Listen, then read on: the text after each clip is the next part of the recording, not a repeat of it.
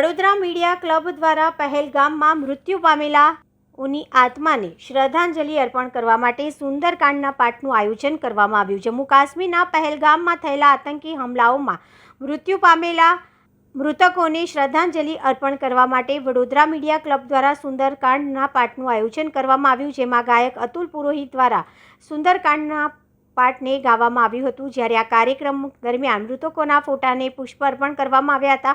કાર્યક્રમમાં મોટી સંખ્યામાં પત્રકાર મિત્રો અને સ્થાનિક લોકો જોડાયા હતા। આ કાર્યક્રમમાં ભાજપ અને કોંગ્રેસના અગ્રણી, જેમાં વિધાનસભાના મુખ્ય દંડક બાલકૃષ્ણ શુક્લ, મહામંત્રી સત્યેન ગુલબાકર, ડેપ્યુટી મેયર ચિરાગ બારોટ, વિરોધ પક્ષના નેતા ચંદ્રકાંત ભત્તુ, કોંગ્રેસ શહેર પ્રમુખ ઋત્વિજ જોશી પણ જોડાયા હતા અને આતંકી હુમલાના મૃતકોને શ્રદ્ધાંજલિ પાઠવી હતી।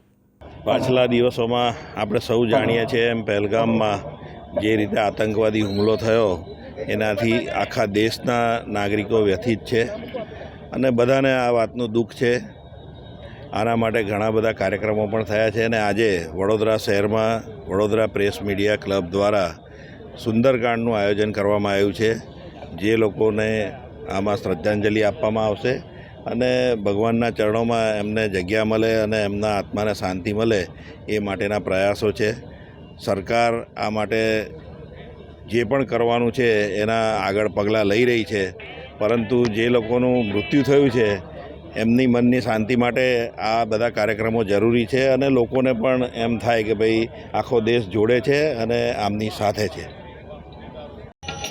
સુંદરકાંડ હંમેશા મનની શાંતિ માટે અને શાંતિ માટે જ હોય છે।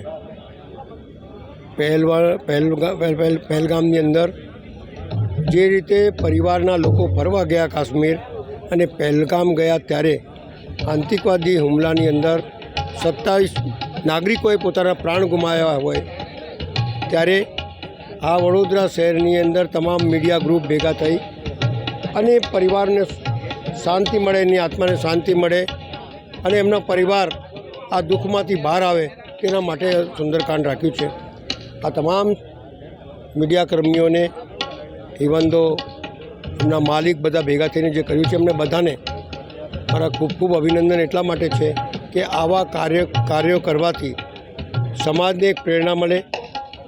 આપ લોકો ભેગા મળી અને સરકાર પાસે પ્રશ્ન રાખો કે આટલા દિવસ થયા, આ કરી દીધું, પેલું કરી દીધું, એ કરી દીધું, એ કરી દીધું, આત્માની શાંતિ ત્યારે જ મળે કે એના ઉપર એવા એક્શન થવા જોઈએ જેથી પરિવારને એવું મનમાં દ્રઢ થાય કે અમારી સરકાર અમારી પડકે છે અને એ જાતનું કાર્ય કરશે તો જ લોકોને શાંતિ થશે।